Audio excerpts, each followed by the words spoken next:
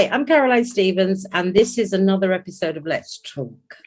So this week, everyone, I have with me a special guest who's going to be telling us all about his mother. Now, most of you will remember the Profumo affair, and a lot of you would have seen a fantastic film on TV that was made for TV called The Trial of Christine Keeler. So without further ado, let me introduce you to Seymour Platt, the son of Christine Keeler. Hi, Seymour. Hi, Caroline. How are you? Very well. Thank you for being with us on Let's Talk. No, thanks. Thanks for having me during these crazy COVID times. Okay, so let me ask you, you're running a campaign yes, at the moment to get your mum a pardon. So yes. What I'd like you to do, so everybody knows what's going on and what it's all about, is to tell everybody, you know, why you're running this campaign, why you feel she deserves a pardon, and what do you hope to achieve out of this campaign? So my mother in 1963 went to prison, and she went to prison in December 1963. She went to prison because she was found guilty of perjury, and she was found guilty of misleading, trying to mislead the course of justice. Okay. And that's when I was growing up. Chris would always tell me that was the thing that bothered her most, that she was found guilty. She was also in 1963 the centre of the world's attention because of the Perfumers Candle. Yes, I know. And they're almost two separate stories. So the one story is the Perfumers Candle that ended in the sad suicide of Stephen Ward, and the other story is the story of my mother being assaulted by a man called Lucky Gordon, and in the same year going to prison for that. So if you're familiar with the story of the Perfumers Candle, it's a really well-known story. It's very important for our popular culture. My mother was in 1961, when she was very young, about 18 years old. She met a man called John Perfumer, who was the Minister for War. That's the equivalent to the Ministry of Defence. Okay. And had a brief affair through the summer up to about December 1961. And then their affair broke off. Then in 1963, the press and the Labour Party became aware of their relationship, and it became a story. And John Perfumer stood up in the House of Commons, and he denied that he had the affair with my mother, and had to retract that denial and admit that he'd lied, and he lost his job. In 1964, because of this, or mostly because of this, the Tory government fell.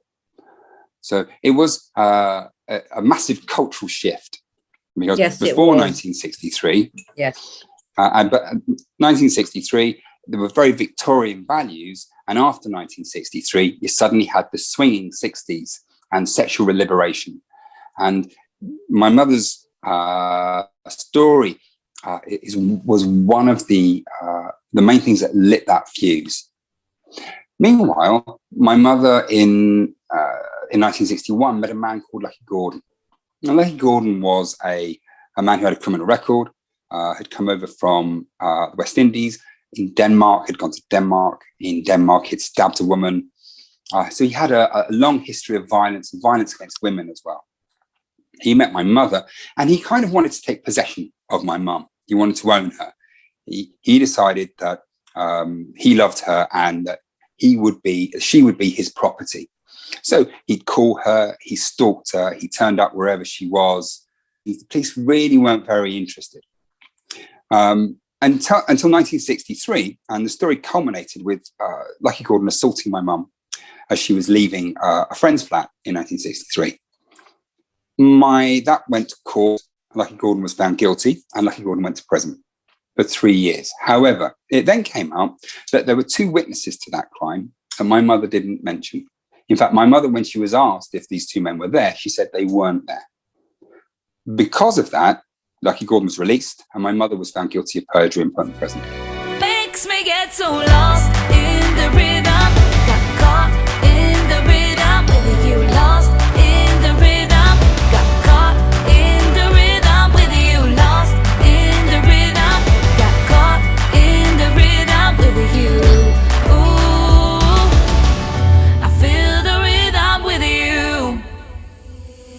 me out there. I swear I don't mind going anywhere. I grew up with my mum always telling me that this was a terrible thing. She should never have gone to prison. In her view, she was told that she was the first person who ever went to prison because they didn't say that a witness was at a scene of crime.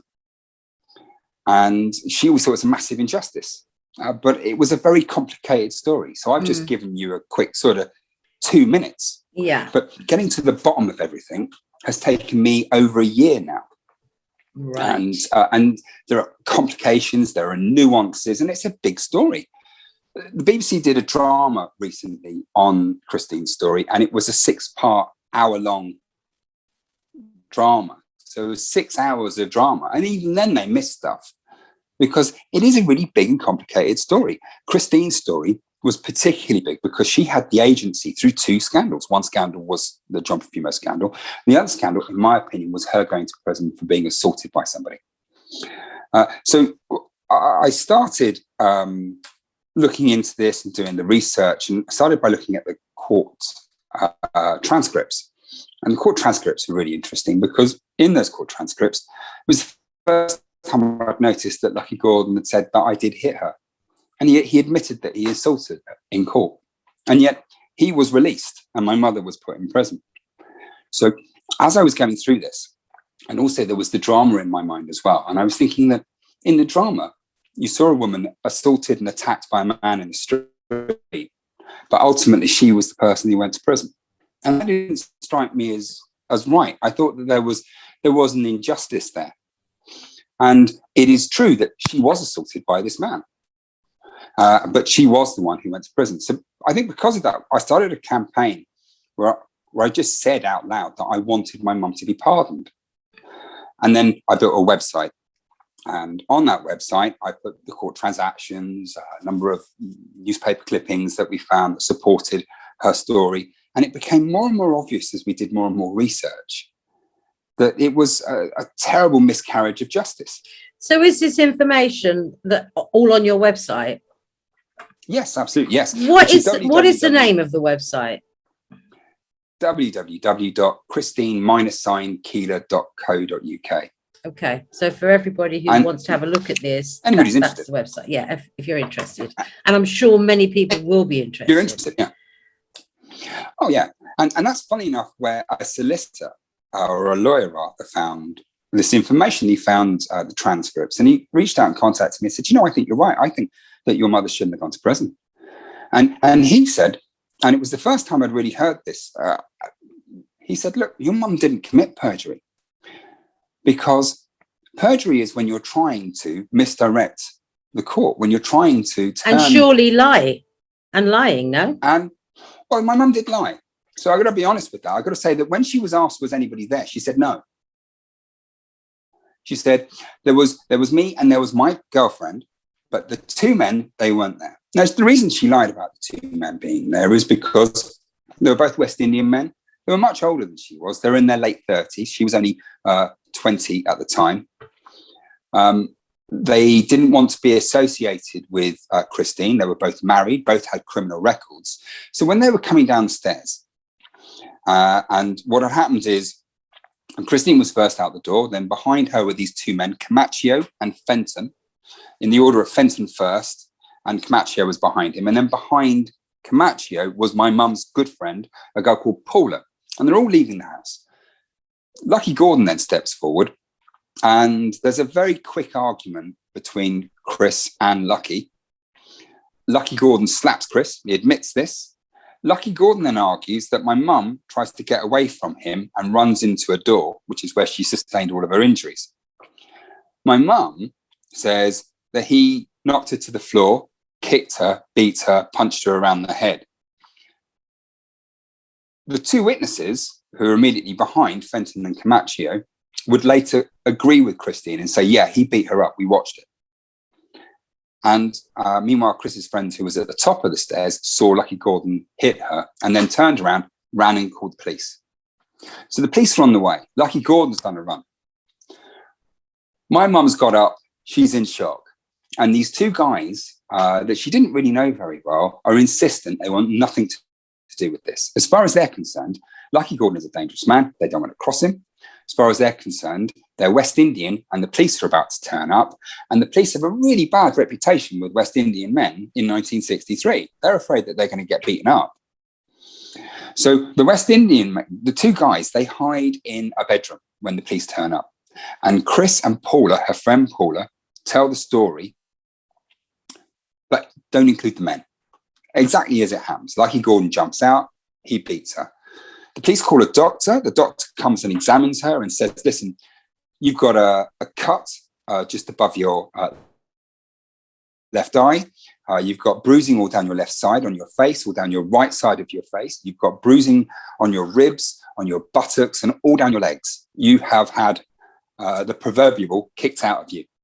And that's what the doctor says. The next day, they arrest Lucky Gordon. When it goes to trial, Christine is asked, were these two men there? She said no. Lucky Gordon is still found guilty. Hi. Sorry, I had to move there, didn't I? Because the room that I was in didn't have a very good internet connection. So now we've got you problem. We can hear you. Yeah, fingers crossed. So Lucky Gordon went to prison. And then things began to unravel for Chris. She had lied about the two men, but it wasn't material. It wouldn't have changed the outcome of the court case. No. And she was going into a much bigger court case as well. And that's the court case of Stephen Ward. And she was a chief prosecution witness. Stephen Ward would have been a very desperate man at the time because he knew that he was being set up by the government. He knew that he was being set up by the Tory party, by the police. There's no doubt that what happened to Stephen Ward was disgraceful. It was really appalling. Absolutely. Yeah, it was a terrible legal thing. But they found him guilty for living off the immoral earnings of two women who weren't prostitutes. And the evidence that they used, even the evidence that Christine put forward, was to be honest, it was laughable. You know, I was left £20 on a mantelpiece by John Perfumo, and he said, get your mum something. Well, you know, she was in an affair with the guy at the time. That isn't prostitution. That's just somebody leaving a gift.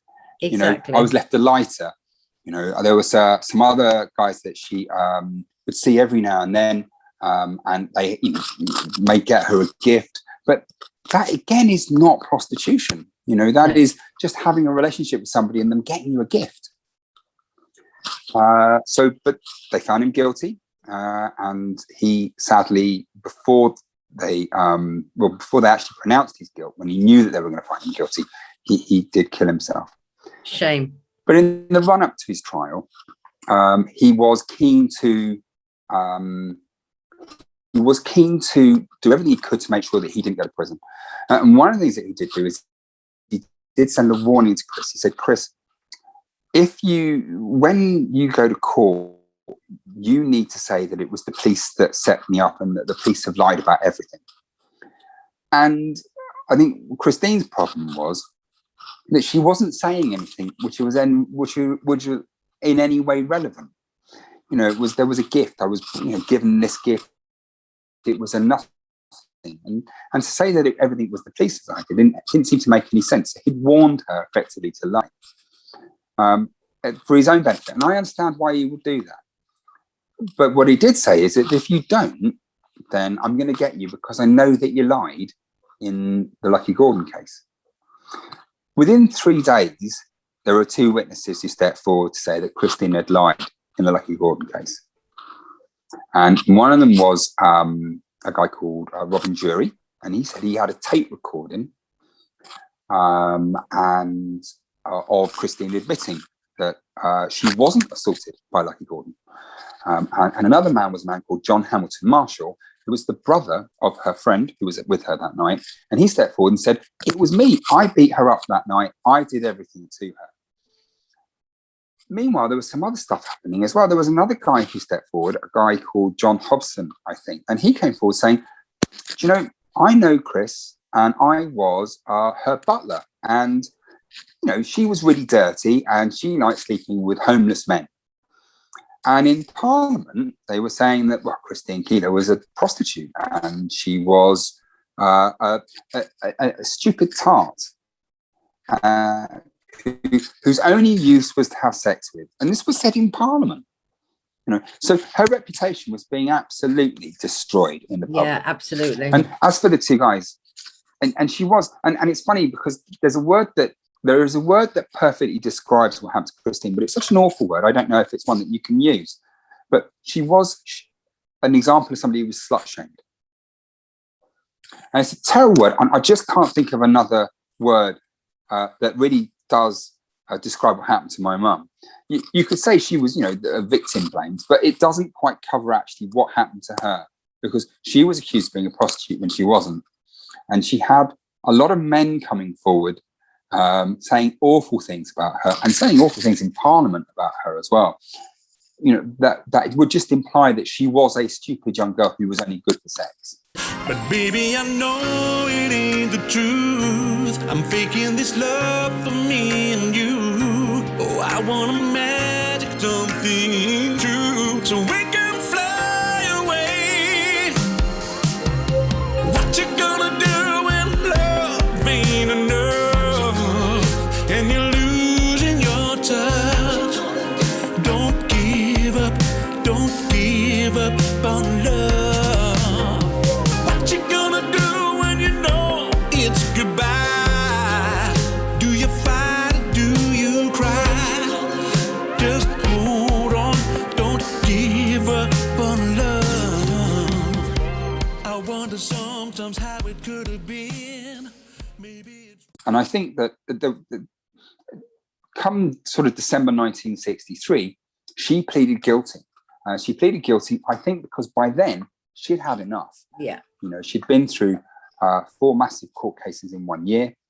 She'd watched how the legal system had taken Stephen Ward and found him guilty of a crime which he couldn't have been found guilty. She knew that she was hated by everybody, and I think that she just thought it was the best way out. Yeah. Rather than to stand up and say, actually, this isn't true. And it's because of that I'm asking for pardon. I suppose in a way it was just, she must have known in her heart that she couldn't beat the system, Yeah. And it was just a case of saying, you know what, you're going to slaughter me anyway, whatever I say. I can't beat you, so that's it. Let's just go with it. I'll go to prison for a few, while and get on with my life. I think you're absolutely right. And I also think as well that her barrister, really a famous barrister, man called Hutchinson, when he met her in 1963, said that he'd never met somebody so young who sounded so completely tired of life. And she had been absolutely beaten down, by constant barrages in the press, in Parliament, and she was hated. She had eggs thrown at her when she went places. Every time she went to court, there were crowds of people. You should see the pictures. Crowds of people booing and shouting abuse at her. And she was only a kid. She was 21. Yeah. By the time this all broke. So what can I ask you then, Seymour? What was it that really, apart from all the legal things and the fact that she wasn't, totally guilty, it was somebody else's fault, she was being framed, she had the Parliament, everybody was against her, the police, Parliament. Forgetting all that, on a personal note, why do you feel as her son that, what is it that made you want to do it now? I have 3 main reasons. Reason number 1 is it's a family reason. I've always lived with the stigma of Christine Keeler. And that's a really difficult one to even admit and say out loud. And to say that I know that in my career it's held me back. I know that I've been in jobs, for example, where they've found out who my mother is. People handle it very badly. I've had a job, for example, where I've had a manager who has said, look, you didn't tell me who your mother was. We've got to let you go. And I'm being funny, but I can't believe you didn't tell us who your mother is. It's not the sort of thing the company wants to put forward. It's not the image that we want to portray. And I expect an apology. And ridiculous. So you think, well, I know that things are different now, but they're not that different now. No. You know, I had a, you know, I know, for example, I know that there are jobs that I haven't gone up the corporate ladder because I know that people have blocked that for this reason. I know that in a job that I had not too long ago, when the person that I reported into, the senior manager or the director of the company, found out, he didn't know how to handle it. Well, I guess it is kind of negativity about it because history's wrong and we keep telling this story wrong. So we keep saying, about a year ago when this all started off, one of the reasons why I did, and they said that, oh, we're writing a story about your mother's affair with John Perfumo. And we're just very interested as to why it was that she made up being assaulted by Lucky Gordon. And I said, well, she didn't. In court, she didn't. The judge didn't think she did. The prosecution didn't even think she did. The police said she didn't make it up. Nobody said she ever made it up. And there's this sudden idea that women lie. They lie about being assaulted. They lie about being raped. And it's quite pervasive. And that kind of brings me to the third reason why I'm doing this. There was a generation of people who would have seen the drama that recently played out. And there were people who were posting online, and I saw it. You know, it's awful that Christine went to prison when she was the one who was assaulted. And I read an answer to that. There was a lawyer who wrote an answer to that working for a law firm. And they said it's absolutely correct that Christine went to prison because she committed perjury, and perjury is a very serious crime. Now, that was a lawyer, it was a law firm that posted that. And what was interesting is that it's not true what they said. You know, that's very dismissive. Your argument is that you shouldn't commit perjury. Well, perjury is where you're trying to change the course of the outcome of a trial. And in this case, she wasn't. No. She was effectively saying, the fact that anybody else was there is none of your business. And it comes as well around a little bit to a victim mentality. So the more research that you do into victims and victims of assaults and victims of abuse and victims of rape, you begin to realize that the whole system doesn't work. In the UK at the moment, of rapes that the police are informed about, so people going to the police saying, I've been raped, 1.4% will finish in charges. 1.4%. So that's 55,000 rapes in 2020, 700 and something ended in a charge. Now, if you also think of another stat as well, where Rape Crisis will say they think only about 15% of rapes even end up with somebody going to the police. You begin to think, actually, this is an epidemic problem that nobody is fixing. And the reason they're not fixing it is because the legal system isn't geared to fix this. If you had murder conviction rates at that you're only solving 1.4% of murders, the government would fall, you'd be living under martial law, because people wouldn't stand for it. They'd say this is wrong. But somehow, when it comes to what happens to women, when it comes to women being attacked, when women being assaulted, women being raped, we look at it in a different light. And we look at it, one, that they're lying, two, they probably asked for it, and three, you know, it was almost certainly their fault. Christine's problem was that she had men who came forward of dubious character, who came forward and lied. In court, the judge said, these men lied. And yet still, our history says Christine was the liar. You know, that's why you got to do it. I watched the film, The Trial of Christine Keeler. And from a woman's point of view, I just felt that she was totally a loser from the day that she went to court. She was going to lose whatever happened, because there was so much skullduggery going on behind the scenes with politicians and the heads of police. It was kind of like they'd set it all up. You know, they'd set it all up for her to lose. It was like everyone was against her. Everyone, you know, and that's exactly how it was. Yeah, that is exactly how it was. And I think that over the last year, where we're really lucky is that this year is so incredibly well documented, because Christine was living under a spotlight. From the moment that Johnny Edgecombe stepped forward and fired bullets at Wimpole Mews, Christine couldn't move without the press or somebody reporting it. And so that makes knowing what happened and finding the truth actually quite easy, because it's all documented. I've got 4 court cases that I can read all the notes, and they all reference what happened that night. I can be really comfortable that I know the course of events that happened on that night, and I know what the press was saying about her because it's there. And even with COVID, everything's available online. Absolutely. The only things that weren't available online, we already had. So Chris had an old friend, a man called Desmond Banks, who was an old solicitor, her old solicitor, and he'd been her friend since the 70s, I guess. And he had been to the National Archive office and taken the pictures of, and taken a copy of the transcripts from her court case. And that was really useful. We wouldn't have been able to get that with COVID.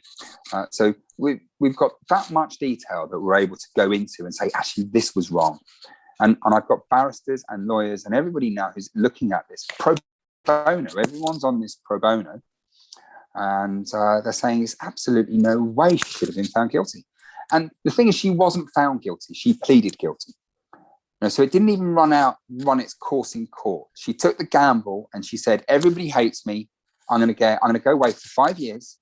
If I plead guilty, they'll give me 6 months. They didn't. They gave her 9. Yeah. So to add insult to injury, even the deal that she was promised, they didn't give her. No. They just made it so difficult. But to be fair, it was in a time, I think things have got a bit better now for women. I really do. Well, a lot better. But it was in a time where, for example, the Perfumer affair, they had an affair. Nobody put any blame on him. Nobody. Everybody blamed the woman. Men weren't blamed. Men weren't blamed for anything, basically. It was the woman's fault. Well, don't forget, this was the time as well. So this was the time when women were blamed if they were raped. So it's an awful time in history because women were the ones who were blamed. If a woman walked down the street wearing a dress and she was raped, it was her fault. It was her fault. It was an awful time. In the 1980s, it was terrible as well, up until the 1980s, when you had Peter Sutcliffe going around murdering women. The police didn't capture. One of the reasons they didn't catch him is because they didn't imagine that prostitutes were being murdered by the same person who was murdering, as they said, innocent girls. Yeah. So they had 2 running cases. One person who was murdering prostitutes, it didn't really matter because they were prostitutes. Yeah. And the other one was the innocent girls. Well, let's put all of attention on that. And it's pervasive through society. And that's another reason why this is important. Yes. It's important because it's an early example of slut shaming. And it's a cultural example of, if you're a woman, and if I said to you, is the legal system going to work for you if you've been attacked or assaulted? Most women don't think it will. And the truth is, it won't.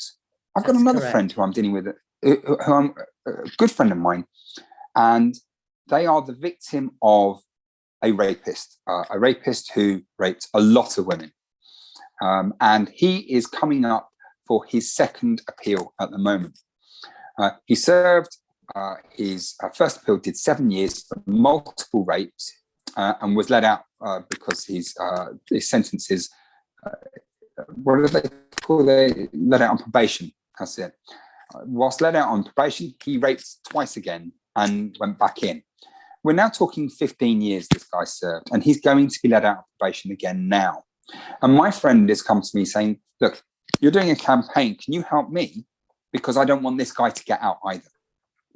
And so we're writing to MPs and we're saying, this guy is going to come out and he's just going to offend again. Yes, of course. And I think that the problem is that we don't listen to the victims in this country. We don't listen to them when they're women.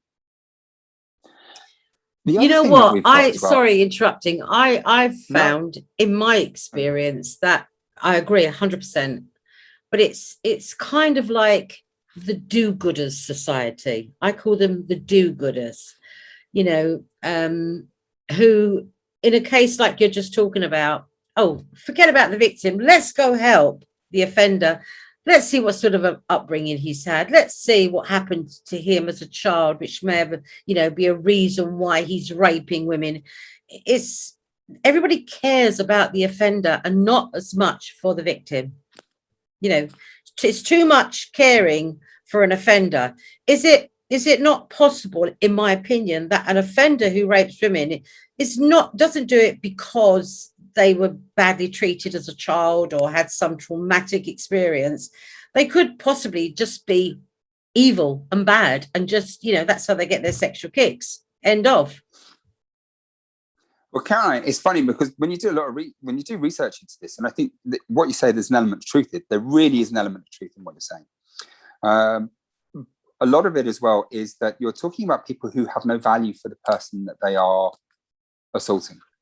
So bluntly, as a woman in society treats you in such a way to imply that you don't have the same value as a man.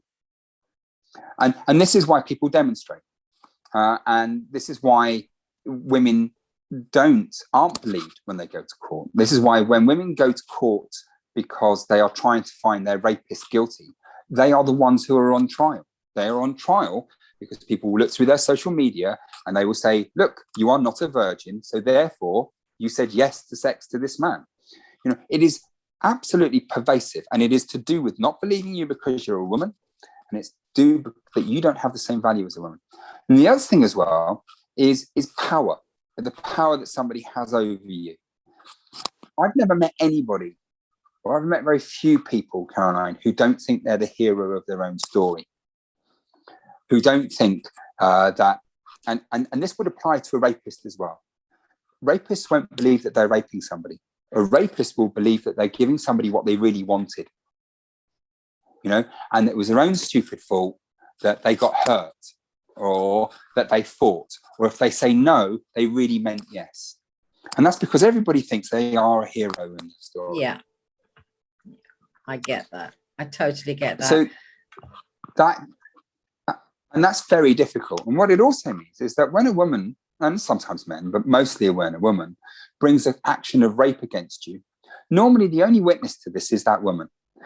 So it becomes a very personal campaign. A woman is campaigning against you as a man to try and take away your liberty. So it becomes personal. Most crimes, it's the police who are taking you to court because you've been caught shoplifting. There's a camera. You've been caught shoplifting. The police are nicking me. You know, and the police are a homogenous group. They're not real, but it's a woman. And occasionally, and it works out, the stats are fascinating when you start looking at them, because the other great myth is that women lie about being raped, and they do it to make sure that men go to prison. They change their mind.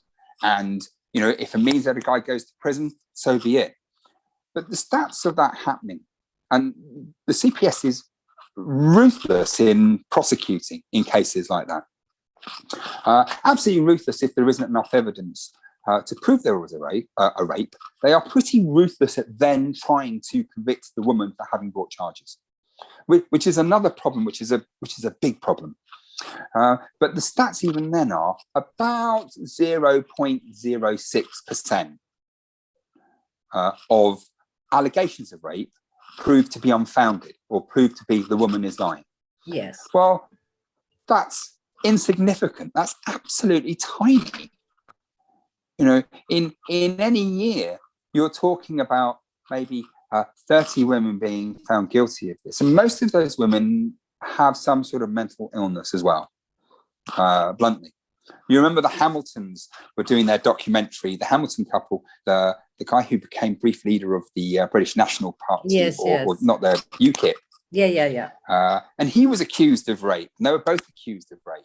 And it was by a woman who, you know, they weren't in the country, they couldn't have done it, they were innocent, obviously, but I think that the woman had issues. And so it wasn't about punishing the woman for saying this, it was about, well, the woman has issues, what can we do to help her? Yeah. So, and we're not very good at doing that either in this country. We're really good at punishing women, We're not very good at doing that. And I appreciate that I'm sitting here and I've got more chromosomes than you. You know, and I'm arguing very much about the fact that women aren't appreciated in society. Yes, and I appreciate that argument, your argument. I kind of say, but am I not, like, you know, I feel a little bit as if I'm trying to bring sand to the desert here, because you don't have another voice saying, oh, no, all men are innocent, you know. But, I don't want to preach at you something that you've lived all your life as well. You know, I'm kind of conscious. It's like me telling a black friend of mine that racism is bad. That doesn't mean I shouldn't say it. No, of course not. Of course not. So let me ask you then, quite a personal question. What was Christine Keeler like as a mother? She was a really good mother. I knew that she loved me. She was obviously damaged after what had happened to her. And she found it very difficult to trust. For a portion of time, she was the most famous woman in the world. And then that kind of went away, would come back every now and then. It never went away fully, because there'd always be a new newspaper article about her. Or a film or a TV show, you know, reminders all the time. Or a film, exactly. You know, so it'd always be something coming up.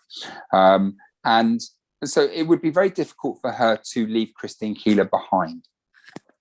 And of course, she was very damaged. She was very insecure. She found it impossible to hold down a relationship. She would have been a nightmare to be married to. She was married twice, and both marriages, she herself admits she destroyed them. But through all of it, I always knew that she loved me. She was very loving in that way. And I knew that my mum would fight and die for me. I knew that she would do anything for me. And that's kind of important. I think that... And that maybe is why you're doing what you're doing now. Maybe. Yeah. I think that there are journeys. Have you got kids, Caroline? I have 3 boys, 2. Well, I have 2 sons and a stepson. How interested are your kids? You have 3 boys. Have you? Yeah. Can I ask you, how interested are they in your youth? Do they ever ask you questions about growing up? Are they interested in what you did when you were growing up? You know what? Actually, they are, to be honest, because I've done a lot of things in my life. You know, I've been music industry, traveled the world. So yes, they've always been interested in, and they were very fortunate to have had great relationships with my parents, their grandparents. So, you know, my parents are both, you know, passed away now, but when they were alive, they had great relationships with them too. And my mum and dad would often talk to them about when I was a kid, or when your mother was a kid, you know, stuff like that. So yeah, I have to say yes. Maybe now they're grown up, they have their own children, we don't discuss that much more. But yes, they were. And I only say that because typically, and it's great to hear that, but typically kids aren't that interested in what their parents did when they were growing up. No. And I wasn't that interested either. I wanted my own life. I had my own life. Yeah.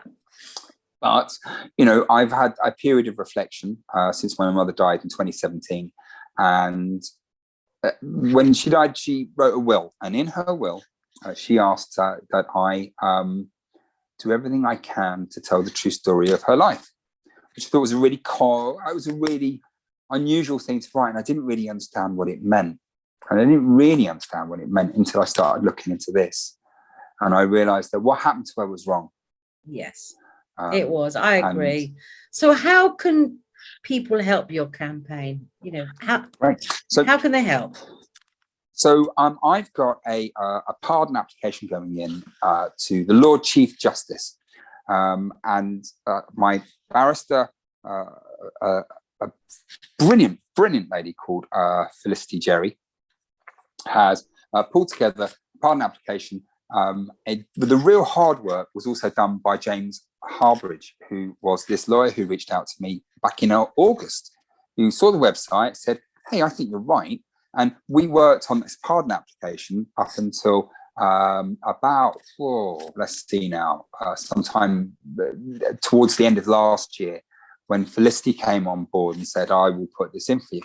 I thought it'd be a really straightforward process. You just write a letter and you say, Dear Madam Queen, will you please pardon my mum? And you send it off and then something happens. But it's not. It's a really complicated process. Of course. You have to do a really complicated legal document. It has to go through channels. It has to go into the Lord Chief Justice. Lord Chief Justice will then make a decision on the evidence and on the application that you're putting in. And he will give his decision to the Queen to enact. So fingers crossed, we will get a pardon, because I think it's important that we do. And I think that whatever we can do at this stage is just tell people, Christine Keeler, do you know what happened? Spread the word, she shouldn't have gone to prison. She went to prison because even though she was assaulted by a man, she was the one who went to prison. Yeah. It was deemed more important to put her in prison for saying that two witnesses who coerced her into saying they weren't there, but it was more important that she went to prison than the guy who actually beat her up. I mean, come on now. I think everybody has to see and understand the truth of that whole situation. In fact, it wasn't just about that case, was it? It wasn't just about that assault. It was everything else that was happening with her life, the political side of it, that all influenced how that judge decided to sentence her. The judge didn't find her guilty. She pleaded guilty. She pleaded guilty because it was the pressure that she was under. She was guided. Yeah, absolutely. Yeah. And that's also important as well, to say that she pleaded guilty. The other thing that's important to say is that she never at any time pleaded guilty to wrongfully accusing Lucky Gordon of assaulting her. No. Because he did. The judge said he did. The prosecution said he did. The police said he did. He assaulted her. And our history's wrong. We look at history, sometimes we look at history incorrectly. Christine's story through the Perfumers Scandal is really all about looking at it through the prism of Lucky Gordon and what he was doing to her. Yeah. She went to a man called Michael Eddowes, who was a friend of Stephen Ward, and he was a lawyer. And she said, I need help. This guy won't leave me alone. And he said, yeah, but, you're not very important. She said, well, and she said naively, I'm important. I know people. I've had an affair with John Perfumo and Stephen Ward. I know Stephen Ward's my friend. And, when I was having the affair with John Perfumo, he asked me about when the Russians are going to deliver the nuclear bomb to Germany. I know stuff. I know people, she said, really innocently. And Michael Eddowes said, that's very interesting. And he went straight off to MI5 and said, I think Stephen Ward is a spy. He didn't help Chris with her problem.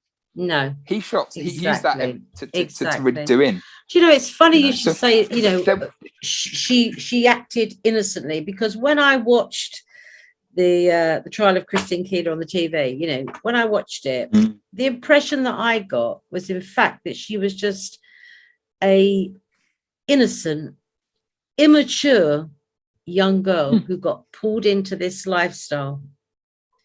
That's exactly how I looked at it. From a woman's point of view, I don't know what a man would think, but from a woman's point of view, my point of view, I watched the whole thing, which was like a big film I think it was in 6 parts, wasn't it? Yeah, it was, yeah. And it was just, I watched the whole lot, 6 hours. I couldn't not stop watching it. It was just like, I couldn't wait for the next day.